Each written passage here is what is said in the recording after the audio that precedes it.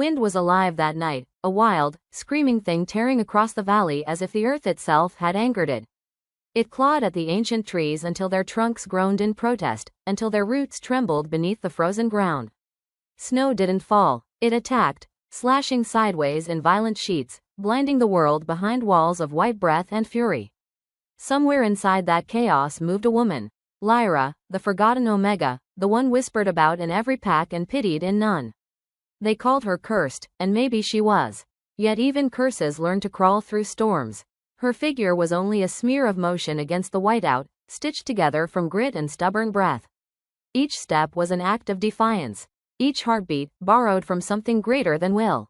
Across her shoulders lay a burden that might have broken a lesser soul, the weight of a great silver wolf, his fur matted with blood, his body heavy as grief. The crimson soaked through the torn fabric of her coat, spreading warmth that didn't belong in a world this cold. His flank lifted once, barely, a small rebellion against death.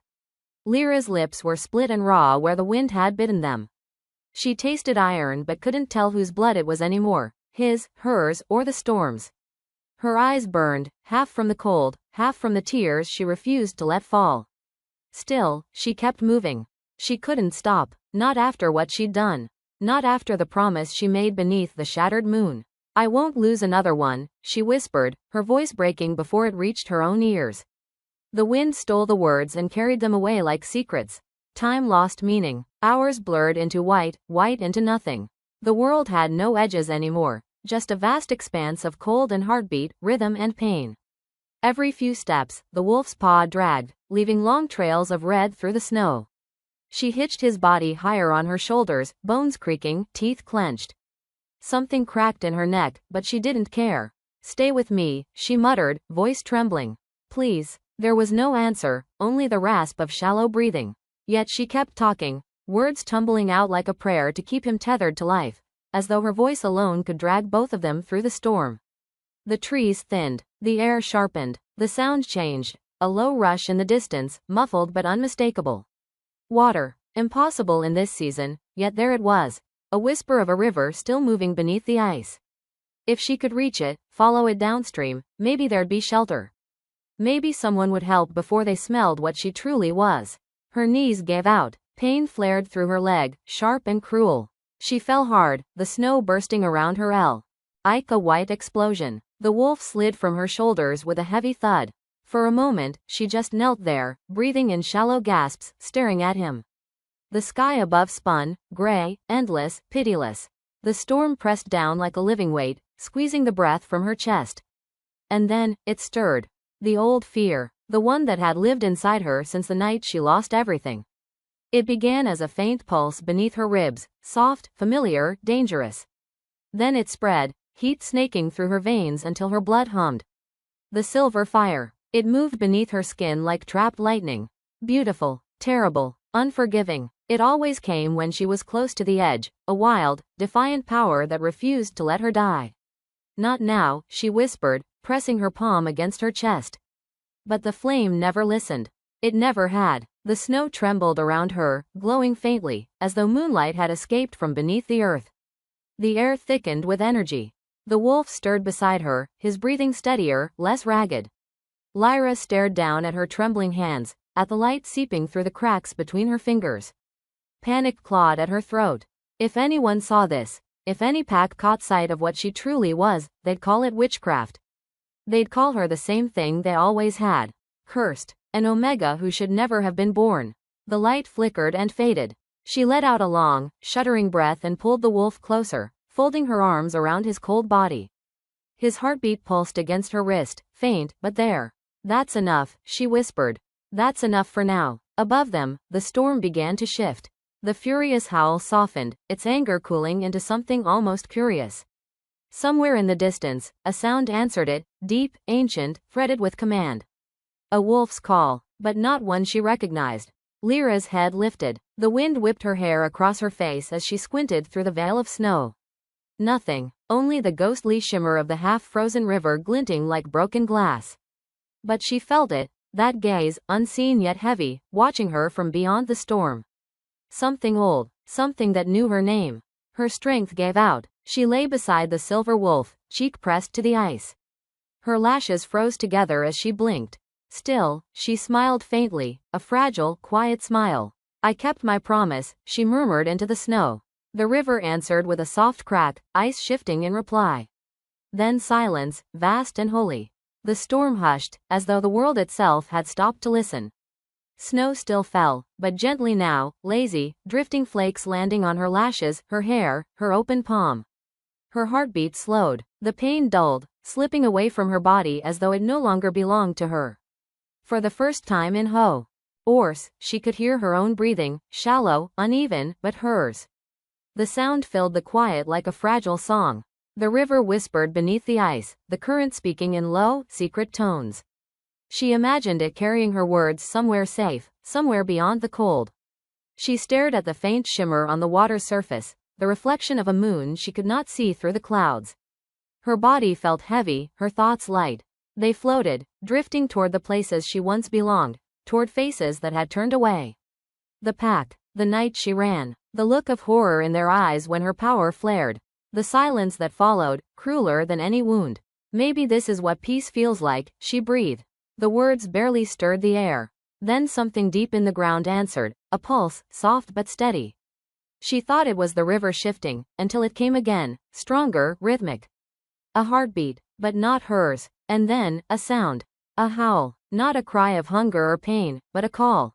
Deep, commanding, ancient. Her eyes flew open. The sound pressed against her chest until her own heart responded, echoing it in rhythm.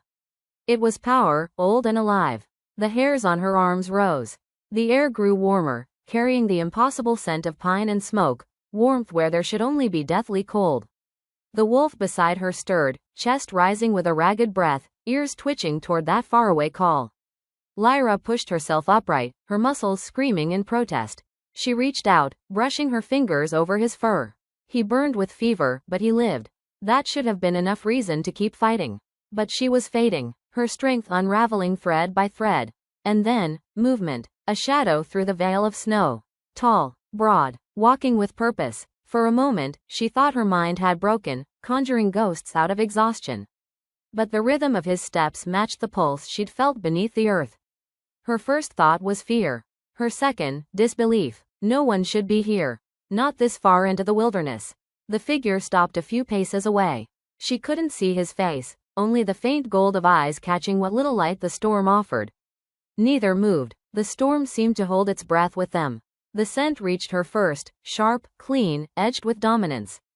Alpha. Her instincts screamed for her to run. But her body refused, and something deep inside didn't want to. Then he spoke, one word, low and rough, cutting through the wind. Don't. It wasn't a threat. It was command. The kind that slid through bone and settled in blood. Her heart stuttered, answering before her mind could. He stepped closer, and moonlight brushed across his face, strong jaw, a scar along his cheek, eyes like molten gold burning against the gray world. He looked down at the wounded wolf, then at her. You carried him, he said quietly. How far? Lyra's lips barely moved. 6 miles. Something flickered across his expression, surprise, maybe even respect. He knelt beside the silver wolf, hand hovering just above the wound. When his palm met fur, the air changed, humming low like the earth itself was exhaling. The wolf sighed, a shudder leaving his body as the pain released him. Lyra swayed. The world tilted. Before she could fall, a hand steadied her, warm, firm, impossibly gentle. Easy, he murmured. His voice rumbled low, a sound she felt more than heard. She wanted to ask who he was, how he found her, why he cared, but the warmth spreading through her skin silenced every question. It felt like sunlight breaking through the cracks of ice. The last thing she remembered was his voice, soft against the storm. You're safe now? I've got you. Then darkness took her, not cruel, but kind. A deep, dreamless sleep. The first thing she felt was warmth. Real, steady warmth, sliding across her skin like a memory of summer after an endless winter. She didn't open her eyes at first, afraid the illusion would vanish, afraid the storm would still be there, waiting. Then came the sounds, the steady crackle of a fire, the faint hiss of melting snow, and the gentle rhythm of breath. The air smelled of cedar and pine, smoke and something else, wild, untamed, and dominant.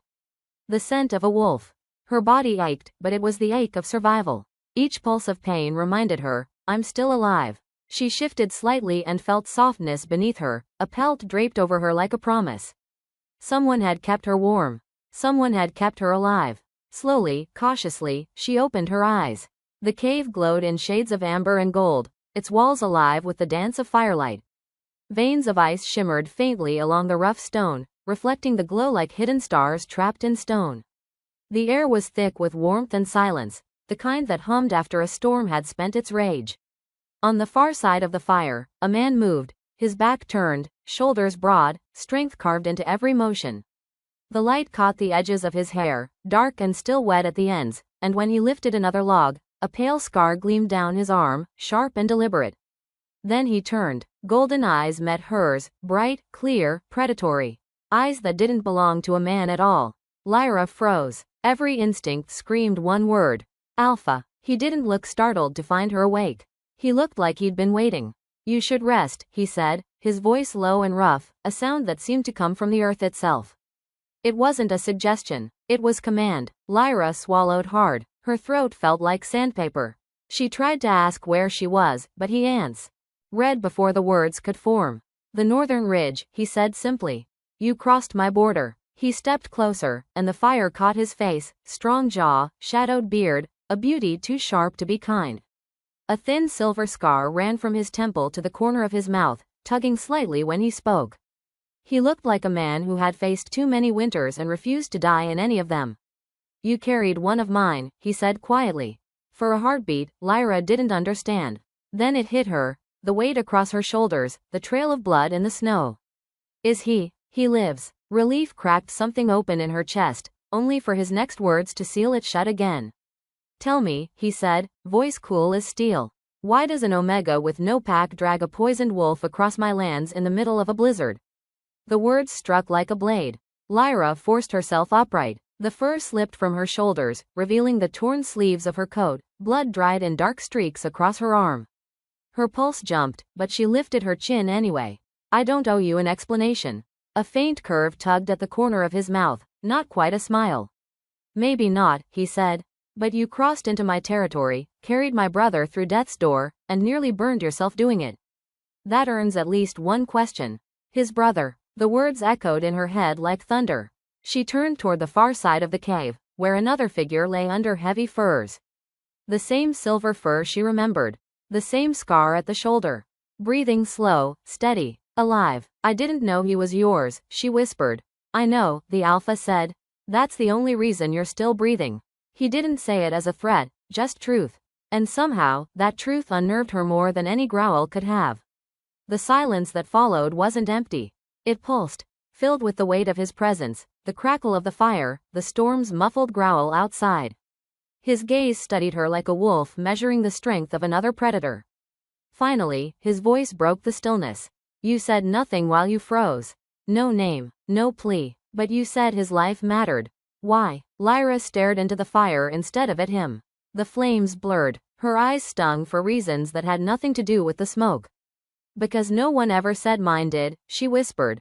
Something flickered in his expression. Surprise, perhaps pity, though she doubted an alpha like him allowed himself either. He sat across from her, movements deliberate, careful never to turn his back. You should eat, he said after a moment. Then tell me what hunted you. I wasn't hunted. His brow arched, one golden eye glinting.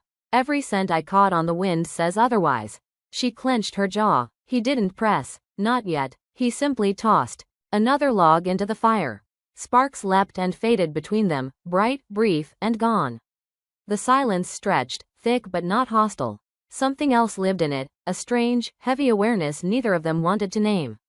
Finally, he said, I'm Kale. The name landed like a shift in the air. She had heard it before, whispered between travelers and rogues. The Alpha King of the Northern Bloodline. The wolf who united the broken packs of the Frostlands.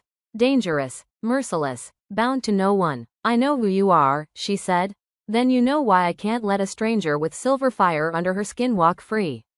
Her gaze snapped up. He knew. The mark. The fire. The secret she had buried since the night everything burned. He shouldn't have known, yet his eyes said he did. Don't worry, he added softly. If I wanted you dead, the storm would have finished the job. He leaned back, watching her, not mocking, not kind. Measuring. The faintest curve touched his mouth, something between amusement and respect. Lyra pulled the blanket tighter around her shoulders. The air suddenly felt smaller. The heat of the fire mingled with the warmth radiating from him, closing the space between them until her own heartbeat sounded loud in her ears. You carried him 6 miles, Cale said at last. That earns my attention, Lyra. Her breath caught. I never told you my name. You didn't have to, he said. His voice was quiet, final, like a truth the mountains themselves couldn't deny. Lyra turned her face away, afraid of what else he might see. His gaze didn't waver. It anchored her, heavy and unrelenting. The silence between them deepened, pulling at her chest like gravity. The fire cracked, startling her. She looked up just as Cale moved, not fast, but with purpose. He crouched beside her, close enough that she could feel the warmth rolling off him like a living pulse. Power hummed under his skin, low and steady. You're still bleeding, he murmured. His hand brushed her arm near the torn sleeve. The touch burned, not from heat, but from something older. Recognition. Instinct. She pulled back sharply. I said I don't need help. And I said you've earned my attention, he replied, calm as a quiet threat. Then softer, don't mistake pride for strength. Pride won't stop infection. He dipped a cloth into a bowl of melted snow and wrung it out. Steam rose between them. Without asking again, he began to clean the blood from her arm. The Alpha King, healer's hands steady, movements careful, deliberate. It didn't fit the stories she'd heard. She should have resisted, but his voice carried weight, not command this time, but something deeper, something that made resistance feel hollow. So she sat there, silent, while his fingers brushed over her skin, wiping away the dirt. Tea and blood with impossible gentleness. When he was done, he didn't move away. His gaze lingered, quiet, searching, as though memorizing the face of someone who shouldn't exist. Your pulse jumps every time I touch you, he said softly. She stared at the fire. You're imagining it. No, he said, I'm not. There was no arrogance in his tone, only truth, and that made it worse. Her cheeks burned. At last, he leaned back, resting his arms on his knees. The fire carved his jaw in gold and shadow. I should hate you, he said. My men think you're part of the poisoning. Some want your head. Then why didn't you let them take it? His gaze flickered, and the faintest trace of something unreadable crossed his face. Because you didn't run. She frowned. That's it? That's enough. The air between them shifted again. The quiet became electric. Outside, the storm howled down the mountains like an old god mourning. Inside, the cave throbbed with heat and unspoken questions. Cale glanced toward his brother, still sleeping beneath the firs. The poison was wolfsbane, he said, voice low. Laced with silver dust. Only a skilled hand could have crafted it. Someone who knew what it would do. His eyes locked on hers. You know anything about that? She wanted to lie. Lying had kept her alive. But the truth pulled at her tongue. I know enough to hate whoever made it, she said. That's not an answer. It's the only one I have. He studied her a long moment, then nodded. It'll do for now. You shouldn't stay here, he added. When the storm breaks, I'll have you escorted south. I'm not leaving. His head tilted slightly. You think you have a choice? Lyra met his gaze without flinching. I carried your brother through hell because I couldn't let him die. I won't crawl away now because you're afraid of what I am. For the first time, she saw it, that subtle shift behind his eyes. Surprise. Then a slow, ghosted smile, not cruel, but human. I'm not afraid of you, Lyra. She tilted her head, voice quiet but sharp. Then what are you afraid of? He didn't answer. The silence said enough. Cale rose, his shadow stretching long against the cave wall. I'll bring food, he said, his tone unreadable. Don't leave the fire. As he turned toward the cave mouth, the stormlight caught his outline, tall, commanding, carved in flame and frost. When he stepped out, the air seemed to follow him, thinner without his presence. Lyra exhaled slowly, staring at her hands. Beneath her skin, faint threads of silver shimmered, weak but alive. She clenched her fists until the glow dimmed. He had seen it. The cave roof glows like poured amber, firelight breathing across stone until the wet walls gleam and the thin veins of ice catch flame like captive stars.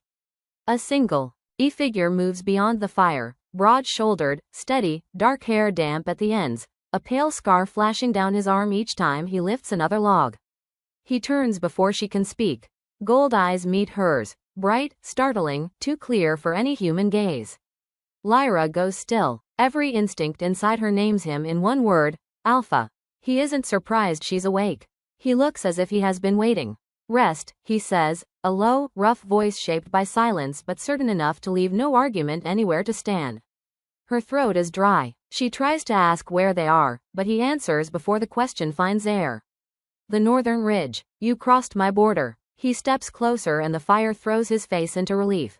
A jaw cut from hard winter, a faint beard, beauty carved rather than born. A fine silver scar runs from temple to mouth, tugging slightly when he speaks, the mark of a man who's seen too many winters and survived all of them. You carried one of mine, he says, soft but unblinking. For a heartbeat she doesn't understand, and then she does. The weight over her shoulders, the blood, the miles of white. Is he? He lives. Relief loosens something tight in her chest, and tightens again at his next words. Now tell me why an Omega with no pack drags a poisoned wolf through my lands in a blizzard. The question lands like a challenge. Lyra forces herself upright. The fur slides from her shoulders. Torn sleeves show the dried smear of blood along her arm. Her pulse kicks. She hates how small she feels beneath his attention, how easily his presence fills the cave. I don't owe you an explanation, she says, steadier than she feels. One corner of his mouth lifts, not a smile, an acknowledgement. Maybe not, but you crossed into my territory, hauled my brother through death's door, and nearly burned yourself doing it. That earns at least a question. His brother. The words echo. She looks toward the dim end of the cave where another shape lies under heavy furs, the same silver coat, the same shoulder scar, breath moving slow and even. I didn't know he was yours, she whispers. I know, he replies, without heat. That's why you're still breathing. It isn't threat, just fact, and somehow the truth of it shivers colder than any blade. Silence stretches, broken only by the pop of sap in the fire. He studies her the way wolves study a storm, testing its strength, deciding whether to brace or bow. Then, gentler, you said nothing while you froze. No name, no plea, but you said his life mattered. Why? Lyra watches the flames blur, eyes burning from more than smoke. Because no one ever said mine did. Something flickers across his face, surprise, perhaps pity, quickly shuddered. He lowers to the far side of the fire, movements slow, deliberate. Never turning his back. You should eat, he says. Then tell me what hunted you. I wasn't hunted. An eyebrow lifts. Every scent on the wind disagrees. She sets her jaw. He doesn't press, he tosses another log. Sparks leap, brief and bright, and fall between them. The quiet that follows isn't comfortable, but it isn't hostile either. It is something stranger, an uneasy recognition neither of them names. At last he speaks. I'm Kale. The name alters the air. She has heard it whispered by travelers, Alpha King of the Northern Bloodline. The wolf who united the broken packs of the Frostlands. Dangerous, loyal only to his own. I know who you are, she says. Then you know why I can't let a stranger with silver fire beneath her skin walk away. Her gaze snaps up. He knows, the mark, the fire, everything she's concealed. He shouldn't, yet his eyes say he does. Don't worry, he adds quietly. If I'd wanted you dead, the storm would have finished it. He leans back, watching, not mocking, not kind, measuring. The faintest curve touches his mouth, somewhere between respect and amusement. Lyra draws the fur closer. The cave feels smaller. The heat of the fire and the quiet heat of him seem to fold the space in. Her own heartbeat sounds too loud. You carried him 6 miles, Kale says. That earns my attention, Lyra. Her breath catches. I never told you my name. You didn't have to, he answers, simple and final, like a truth the mountain would sign for him. She looks away, afraid of what else he might read. His gaze stays steady, weight like winter. The fire cracks. The sound startles her to glance up. In that stray heartbeat he moves, not fast, just purposeful, crouching beside her until she can feel the quiet thrum of power beneath his skin. You're still bleeding, he murmurs. His hand brushes near the torn sleeve. Her skin flares under the contact. Not heat, something older, recognition drawn tight through nerve and bone.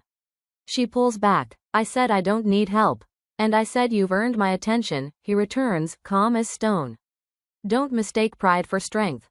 Pride won't stop infection. He dips a cloth into a bowl of melted snow, wrings it out, and reaches again. The Alpha King tending a wound with a healer's care is not a story she's ever heard, and yet here it is. She could resist. She should. But his voice has gravity, and resistance feels hollow against it. She lets him clean the blood from her skin, fingers steady, precise, careful in a way she didn't think an alpha could be. When he finishes, he doesn't move away. He studies her face as if committing what he sees to memory. Your pulse jumps every time I touch you, he says softly. You're imagining it. No, he says, I'm not. There's no arrogance in it. Oh. NLY observation, which somehow burns more. At last he sits back, forearms braced on his knees, firelight cutting gold along his jaw. I should hate you, he says. My men think you're part of the poisoning. Some want your head. Then why didn't you let them take it? Because you didn't run. That's all? That's enough. The air shifts, alive, electric. Outside, the storm mourns down the mountain. Inside, breath and thought hum in the stone. Kale glances to his brother beneath the firs. Wolfsbane, he says, low. Laced with silver dust. A skilled hand. Someone who knew exactly what it would do. His eyes return to her. Do you know anything about that?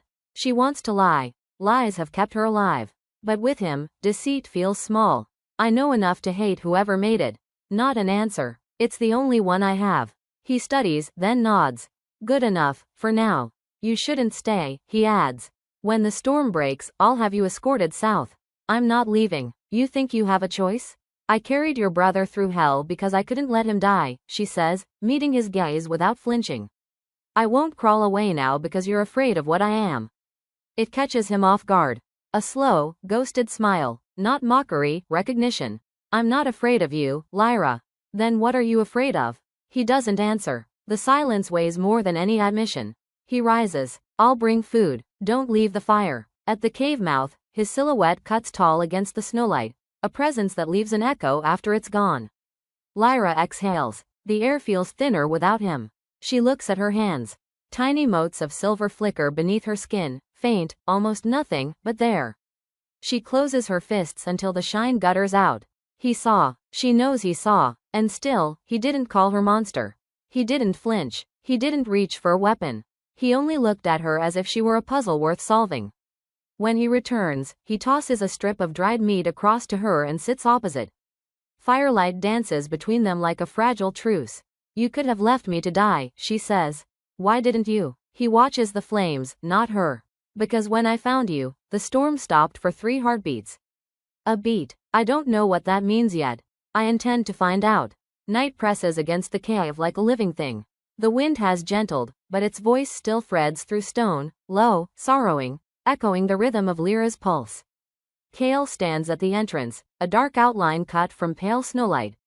Lyra lies near the fire, eyes half closed, body aching, mind too full to rest. Sleep drags her under anyway. The dream comes hard and sharp. She is back in the valley where the pines burn blue under moonlight. The air reeks of smoke and fear. Voices shout her name, not in love, not even in rage, but in terror. Monster. Cursed. Run. She sees herself as they saw her, a girl on her knees, trembling, hands slick with silver fire. The Alpha's son lies before her, breath shallow, skin seared where her power touched. She hadn't meant to harm him, she'd only tried to stop the fight. But the flame inside obeys no one. The pack drags her to the clearing. A circle is burned into her shoulder with molten iron. The smell of her own flesh twists with their cries. Cursed Omega, bring her near, and death follows. The dream fractures. Fire becomes snow. Shouts thin into wind. She's alone again, walking away from all she knew, the mark still raw and shining. She whispers to the moon, I'll never use it again. I'll never let anyone see. Even asleep, the promise echoes. Lyra wakes with ash on her tongue. The fire is low, embers breathing faintly. Her hands shake as she pushes upright and drags the fur close, hoping the tremor can hide beneath it. Kale turns from the entrance. He has been watching the storm loosen into a pallid dawn, and meets her gaze. The gold in his eyes is softer now, unreadable. You talk in your sleep, he says. She stills. What did I say? Names. Please. A promise to the moon. She looks away, pretending to fix the blanket. I was dreaming. I know. A pause. You hide your scent. Her head snaps up. What? Ash. Pine resin. You mask it. Wolves do that when they don't want to be found. His tone is curious, not accusing, but it still presses the raw places. Because scent means belonging, she answers. And I belong nowhere. The words hang heavier than silence. He doesn't reply at once. Firelight shivers in his eyes as he weighs her. At last. A wolf without scent is a ghost, Kale says. You shouldn't have to be a ghost. She lets out one brittle laugh. Easy for an alpha king. You think titles make belonging simple? He waits. When she doesn't answer, his voice lowers. Power doesn't save you from loneliness, Lyra. It just gives you thicker walls to hide behind. Something in the way he says it tells her he isn't speaking about her anymore. She wants to ask, but he turns to the cave mouth again, shoulders squared into control. Underneath, she feels the same emptiness that gnaws at her. A low sound breaks the quiet, a rasping breath from shadow. Kale is there in an instant, kneeling by the fur-draped shape. Lyra follows, her pulse climbing. The silver wolf stirs, tail twitches, eyes flutter open, and a faint silver light glints within, weak but undeniable. Kale presses his hand to his brother's neck, frowns. The poison should have kept him under for days. Lyra crouches opposite and meets the wolf's gaze. For a breath their eyes hold, and something warm vase between them, a small recognition that prickles her palms. The shimmer beneath her skin flickers, moonlight in water, barely there. Kale sees it. What did you do? Nothing, she says. Don't lie. I swear, she says quickly, shaking her head. I only touched him when he stopped breathing. I thought I'd lost him. And then he lived. The weight in his voice tightens her chest. He isn't angry. Not yet. Just measuring what stands before him. She can't bear the look. I didn't mean to, she says. It happens when I'm afraid. Or desperate. That's why she stops, but he's already assembling the truth. Your pack turned on you. She nods once, eyes down. I hurt someone. I didn't know how to stop it. After that, no one would come near me. They said if I lost control again, the whole valley would burn. Kale's brother groans softly and sinks back into sleep. Kale rises, looking down at Lyra. You healed him with the same power that ruined you. Maybe, she whispers. Or maybe I only delayed what's coming. He steps closer. His shadow falls across her. Don't speak like that. Why not? It's true. Because I don't believe in fate that cruel. The words are simple, but they land with the weight of iron. They stand in the quiet that follows, the storm outside finally spent, the rocks singing only with wind. Lyra folds her arms around herself. You should keep your distance. Whatever this is, it isn't safe. Safe, Kale says softly, eyes on the faint glow pulsing under her skin, has never been alive. He turns back to the fire, lays on another log. Sparks leap, skittering light across stone, across her face, across the scar that brands her shoulder. She watches each spark fade and thinks of every place she has slept since exile, ditches, barns, hollow trees, and how none of them felt less lonely than this cave feels now. Kale doesn't look back, but his next words carry. When morning comes, we'll speak to my council. They'll want to meet the healer who pulled a poisoned wolf from death. Lyra's stomach tightens. And if they call me monster? Then they answer to me, he says, rough as rock. The fire cracks brighter, as if it believes him. Lyra closes her eyes. For the first time since the night the world burned, she lets herself imagine she might not be the only one carrying a curse. Morning arrives gray and breathless. Mist drifts like ghosts between the pines, fingering the ridgeline as Kale leads Lyra higher. The air tastes of iron and meltwater. Frost grinds under their boots. They don't speak much. The silence between them has changed, not sharp now, but watchful, charged with something unnamed. Lyra's shoulder aches beneath the brand. Beneath her skin the faint shimmer of her inner fire moves, restless, anting out. She holds it down by will alone. Kale's nearness doesn't calm it, it stirs the energy, as if his presence calls it awake. They climb until forest thins to stone and wind. At the last rise, Lyra stops short. Carved into the mountain yawns an ancient archway, cracked, massive, its edges lined with sigils she does not recognize and somehow understands. Lunar markings spiral across the stone, faint silver and softly pulsing. The air hums with a quiet reverence. This, Kale says, wind tugging his hair, is what I wanted you to see. The old shrine of the Moon Mother. Sealed for generations. I've read of it, she whispers. I thought it was legend. Most things are, until they wake.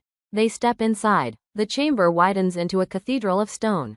Crystal veins lace the walls, scattering the dim light like starlight underwater. Every surface bears history. Wolves in ochre and ash. Moons in their phases circling the high dome. At the far end a mural older than memory holds the wall. a woman wrapped in silver flame carrying a dying wolf beneath a blood-red moon. The figures seem almost to breathe, as if one more breath would move them free of stone. She carried him through the storm, Lyra whispers, voice cracked by recognition. Cale moves beside her, tracing the painting's lines with his eyes. The inscription, he says, brushing dust from carved words. Can you read it? Lyra kneels. The symbols answer her touch, a soft shimmer rising beneath her fingers. She reads, voice unsteady. The one who carries the poison wolf shall carry the fate of all. The air thickens. The fire inside her stirs, hungry. Cale steps closer until his shadow folds into hers. Fate of all, he repeats. You think it means you? She shakes her head, denial thin even to her own ears. It can't be. Then why does it look like you? He gestures, the wild dark hair, the silver streak along the arm, the glow beneath the skin. Every detail is her. Lyra backs away, heart hammering. I don't want this, she whispers. Whatever this is, it isn't mine. The cave disagrees. Sigils flare brighter. Silver light ripples outward like a breathing tide. The air hums, low and resonant, a sound felt more than heard. Cale catches her wrist. Lyra. His touch steadies and ignites. The fire under her skin answers, heat flooding through her arm, through his hand, into him. Their eyes lock. For a heartbeat the world narrows to skin and pulse and the invisible current jumping between them. Cale inhales sharply, molten gold climbs through his irises. Lyra gasps. I didn't mean. Don't pull away, he says, voice rough. The energy climbs higher, a living thread binding them. Symbols blaze, light crawling the walls until the entire shrine pulses like one vast heart. Somewhere EP, a low chime rings, not wind, not metal, a sound like the moon itself singing. Lyra's knees give. Cale steadies her, one arm firm, his other hand bracing the back of her neck to keep her upright. The touch holds, disciplined rather than intimate, even as it burns with power. A voice rises from the light, ancient, melodic, terrible in its gentleness. Child of the flame, heir of the lost moon. The bond awakens. Cale's head lifts, startled. What is that? The moon mother, Lyra breathes. The blood of kings meets the fire of the forsaken. Together, mend what the gods have broken. Light swells until it blinds. Lyra cries out as silver floods through her skin. Cale does not let go. Look at me, he commands, steady. She forces her eyes open. The world is only light, and him. Through the tumult, something clicks into place. Not spell, not legend, recognition. Then, as suddenly as it rose, the light dies. The shrine drops into silence. Smoke curls from the stone where their hands met, leaving faint brands like twin crescents. Lyra staggers back, shaking. What did it do to us? Cale looks at his palm, one mark a crescent, the other a flame. I think, he says slowly, it bound us. Bound. The word lodges in her chest like steel. She wants to tear free, but she can hear his heartbeat echoing faintly inside her own. She looks back to the mural, the woman of flame bearing the poisoned wolf, and knows with cold certainty this isn't myth or art. It's a memory the world has been waiting to repeat. The prophecy chose you, Cale says. Lyra meets his gaze, voice unsteady. No, it chose us. They stand in the thinned light, the mural dimming like an exhausted star. Outside, the first rays of sun spear the torn clouds and strike the cave mouth, blessing or warning, she can't tell. Cale steps close enough that his breath warms the air near her ear. If destiny wants us to burn, he says quietly, then let it start the fire. Lyra doesn't answer. The moon mother's words circle her mind, binding her to a road she never asked for, and beneath the fear, something new stirs, not only power, but purpose. Snow falls heavier as they descend from the shrine. The land feels quieter now, as if it is listening, waiting to see what comes of the bond the moon mother forced awake. Lyra walks a pace behind Cale. The air between them still hums with the shrine's strange current, but neither speaks of it. Some truths won't bear language. By the time the path opens into the valley, night is stretching claws across the sky. Distant fires mark sentry posts along the border of Cale's realm. Beyond them, longhouses and watchtowers lift from the snow, a settlement built of iron will and pine. The scent of wolves thickens, iron, resin, dominance. Lyra's pulse quickens. Every step toward pack land feels like stepping back into a memory she swore never to relive. They pass beneath an arch carved from bleached bone. Dozens of wolves shift to human as they approach, heads lowering to Cale, then lifting to look at her. Murmurs ripple through the gathered ranks, low and wary, like wind turning over blades. The word drifts first, thin as smoke, witch. It threads the cold air and snags on harsher syllables, cursed, flame, until the murmurs braid into a rope of fear. Kale's voice cuts that rope clean. She's under my protection. It stops most of them, but not all. A tall man steps forward, cloak bearing the rival sigil of the crescent fawn, smirk carved into frost. Protection? He sneers. You drag a witch into our stronghold and call it sanctuary. Kale's jaw locks. She saved my brother. Poisoned him first, the man says smoothly. Ask your council, Kale. Ask them what happens when you let magic bearers stain sacred ground. The accusation burns like ice. Lyra's hands curl into fists. She wants to fling the truth. I'm no witch, only a wolf who broke once, but the crowd has already decided what she is. Kale moves closer, authority radiating without a shout. She is here because I say so, he answers. And until I say otherwise, no one touches her. The challenger drops his gaze, but his mouth twists. As you wish, Alpha King. Even kings can bleed. The warning clings to the wind as he retreats. Lyra feels it in her bones like the pre-tremor before an avalanche. Kale leads her to the black timber hall. Heat rolls from the central hearth. Council elders in furs and silver chains study Lyra as if she were a puzzle made of knives. A frost-white woman speaks first. The Moon Mother's shrine sleeps for centuries. Tonight it wakes, and you return with a stranger who carries fire under her skin. Coincidence? Kale does not flinch. Believe your king. The woman's gaze slides to Lyra. And you, child, what do you expect? Lyra meets her eyes. Only the chance to survive. The room stirs. It is not the answer they wanted, not rebellion, not submission, only truth. Under the table, Kale's fingers brush hers once, a small, grounding spark no one sees, and yet its warmth lingers against her palm long after the touch is gone. The elders murmur. The verdict is already etched in their mouths. The pack does not want her.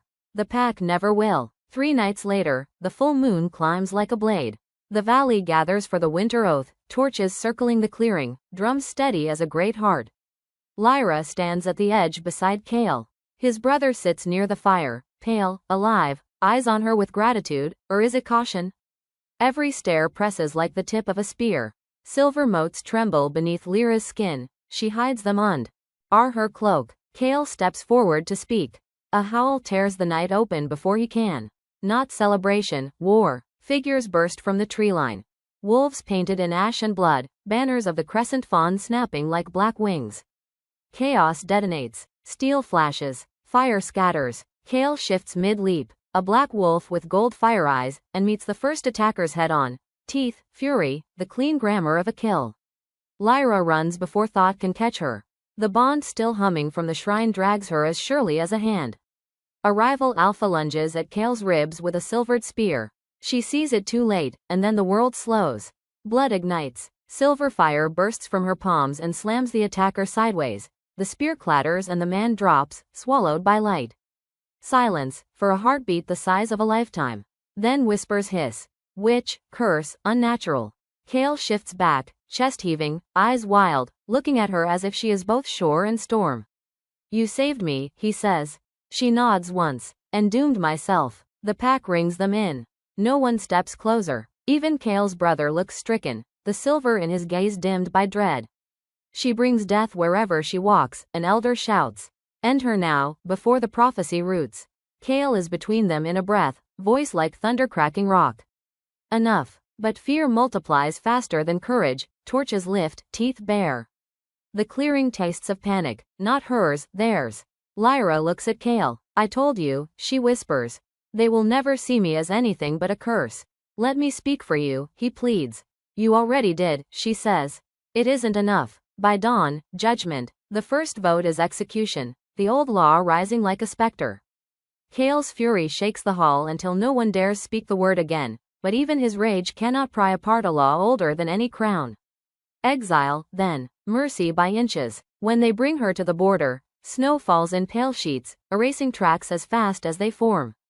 Kale stands apart, fists clenched, jaw locked, wolf gold burning through the storm. Lyra meets his eyes one last time. You fought for me, she says softly. More than anyone ever has. He steps closer, his voice fractures. You shouldn't go alone. I always have. For a heartbeat he looks ready to burn his own house to keep her, to break oath and bone. But duty chains him where he stands. The guards move. Lyra lifts her chin and faces the watching crowd. You fear what you don't understand, she says. But the moon sees everything. One day you will see me again. Silver light stirs under her skin, the promise of a blade inside a scabbard. You'll see my power, she breathes. And regret your fear. She turns and walks into the weather. The wind eats her shadow, her scent, her step, until only snowfall remains, and the hollow echo of Kale's heartbeat in the space she leaves behind. He does not follow. Not yet. Above the ridge, the moon slips its shroud and spills silver like a benediction or a warning, watching as prophecy takes its next breath. Snow does not stop. Days blur into white and quiet. Lyra moves like a ghost stitched to the horizon, cloak stiff with frost, skin burning wherever the wind claws through threadbare seams. She counts time by hunger and the ache in her shoulders. To stop would be to remember would be to break. Her fire lies quiet now, a steady shimmer beneath her ribs, no roar, only a watchful coal. She breathes around it, learns the shape of restraint. The world, however, has not forgotten her. A howl knifes the storm, deep and raw, threaded with pain. Not a threat, a call. Lyra's heart stumbles. She knows that voice the way a shore knows its tide. Kale. Gravity hooks through her and pulls. She stumbles through drifts to a hollow lit by a thin wash of moonlight. A sanctuary where snow melts in soft spirals and the air hums with old magic, the same pulse she felt in the shrine. He is there, crumpled against a fallen trunk, half shifted and bleeding, breath a torn thread. She kneels. Heat rolls beneath her palm when she presses his wound, wild, fevered. Why? She whispers. Why follow me? His eyes open, dulled gold, steady all the same. Because they were wrong about you. He coughs. Red darkens his tongue. And because I couldn't stay away. Her chest tightens. You should have. A small, pained curve lifts one corner of his mouth. I tried. Her hands shake. She pushes fingers to torn flesh, and the silver fire answers at last. Not rage, not ruin, obedience. Light threads from her skin into his, smelling of smoke and cedar and snow after lightning. He jerks, then inhales as heat spreads, not searing but stitching. Lyra, he says, voice cracking on her name. Don't speak, she breathes. It frays the thread. The glow winds along his veins. She feels his heartbeat steady, feels muscle knit and skin draw close. For a moment she is not cursed, not outcast. She is only whole. When it's done, she pulls back, emptied, steady. Color climbs back into his face. He blinks, dazed. You shouldn't have. I couldn't let you die. You could have, but I didn't. Silence sits with them. The storm rages outside. Inside the hollow, the air is hushed and sacred, folded around them like a promise they can't yet read. They build a fire. It crackles softly. Gold settles in Kale's eyes. He watches her for a long time without speaking. She lets the quiet stand. Some silences do not bruise. I thought I understood pain, he says at last. But what they did to you. She stares into flame. Don't pity me. It isn't pity. Then what? His answer takes a breath to form. Recognition. She holds his gaze until it presses somewhere tender. He shifts closer. Light lays soft on the scar along his throat. You hide behind anger, he says quietly. It's only armor, isn't it? She lets out a small, bitter sound. Armor is why I'm not dead. What happens when you don't need it? The question turns a blade inward. She doesn't follow it. I had a mate once, he says, voice gone to gravel. Her head lifts. She was wild, he says. Strong. The council said she'd bring ruin. In the end, they were right. His jaw tightens. I couldn't save her. I swore no other woman would burn for me. His eyes find hers, fierce, raw. Then you arrived, walking through fire like you were born of it. Lyra's breath hitches. The air changes, something unspoken stirring. Honesty is the only ground that does not crack. I didn't mean to burn him, she says, the Alpha's son. I was angry, afraid. He hurt a pup. The fire moved before I did. Kale's hand finds hers, warm, calloused, steady. Flame defends as surely as it destroys. Not in their eyes. Then they never saw you. The words land deep enough to loosen a wall she thought was welded. She looks at him, really looks. Scar at jaw, shadows under his eyes, the way his attention holds her not as prey and not as salvation, but as something real. The silence turns heavy. The fire ticks. The storm whispers beyond the hollow. He reaches out slowly enough for refusal. She does not refuse. His fingers trace the edge of the branded circle on her shoulder, the place the fire once broke skin and left its name. You think your flame makes you unworthy, he murmurs. I see the light beneath it. Her heartbeat stutters. The world narrows to breath and distance. The tension strung between them hums like a wire, longing braided with fear and danger. Their faces are inches apart. She can feel his breath, cedar, snow, steel, and for one fierce second she wants to let the world fall and simply feel. Fear slams back through her chest like thunder. She draws away. Air bites cold against her skin. Kale stills, confusion shadowing pain. I can't, she says. Not with all of them already hunting me. His voice roughens. Then let the world burn. She shakes her head. You think you mean it. Her flame flickers in warning. She steps back. He watches for a long time, jaw tight, eyes darker than the weather.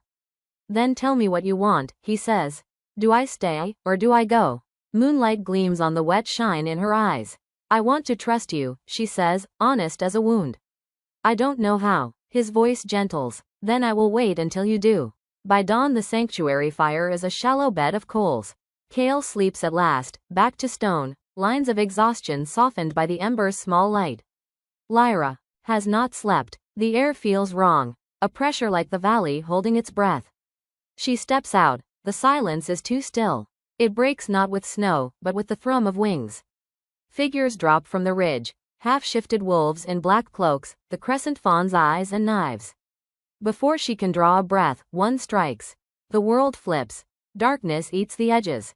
The last thing she sees is Kale lurching awake, shouting her name as they pull her into the storm. They chain her in the frozen shell of an older temple, the one even Kale's ancestors left to ruin. The cuffs burn where silver touches skin. Sigils are carved to choke her flame. The rival Alpha steps from shadow, tall and sleek, voice slick as oil poured over ice. So this is the cursed Omega. The Firebringer. Prophecy in flesh. Lyra tastes blood and frost. You don't know what you're touching. But I do. His smile is a knife. Raw power. Untamed. The kind that tilts nations. You were never meant to hold it. I, however, can. He turns to his circle. Begin the binding. Their chant is low and old. The sound crawls into her chest and pries at the hinge of her will. Silver light bleeds up from the stone, climbing her legs like hoarfrost. She refuses the scream. It is not pain, precisely. It is intrusion, fingers rooting through her soul. The fire thrashes, trapped, wild, every heartbeat shatters like glass. The rival Alpha leans close, hunger in his eyes. When this ends, he murmurs, your flame will be mine. You will burn for me. He reaches for her face. The temple doors detonate inward. Snow and fury. Kale. He hits the guards like a storm given teeth. Let her go. But the circle has closed. The ritual snaps tight. Light hammers the air, turning breath to ash. Lyra's cry fractures stone. Silver fire erupts. Chains, altar, even the floor surrendering to its hunger.